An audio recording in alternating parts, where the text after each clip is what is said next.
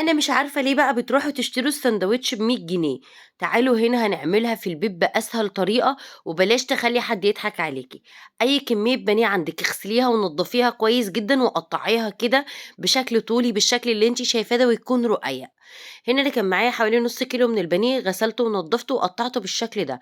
بعد كده هاحطه في طبق، هاحط له فلفل أسود وملح و7 بهارات وكمان بابريكا وكاري وكركم وتوم بودرة وبصل بودرة ونُص مكعب من الماجي والملح وعصير ليمونة. قلّبي كل الكلام ده مع بعضه كده واركنيه بقى نُص ساعة على جنب.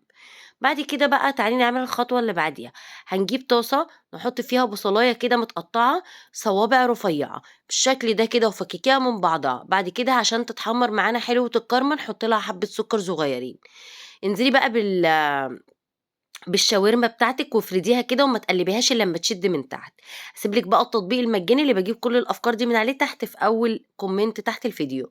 هنا بقى نزلت بقرن كبير من الفلفل متقطّع شرايح، وكمان طماطماية، ونزلت بآخر حاجة شوية من دبس الرمان وده اختياري. وهنا بقى حبّة خضرة كده رشيتهم عليها من على الوش، والخضرة دي كنت مفرّزاها لكم هتلاقوها موجودة على الصفحة. اعملوها بقى ساندوتشات، اعملوها جنب الرز براحتكم.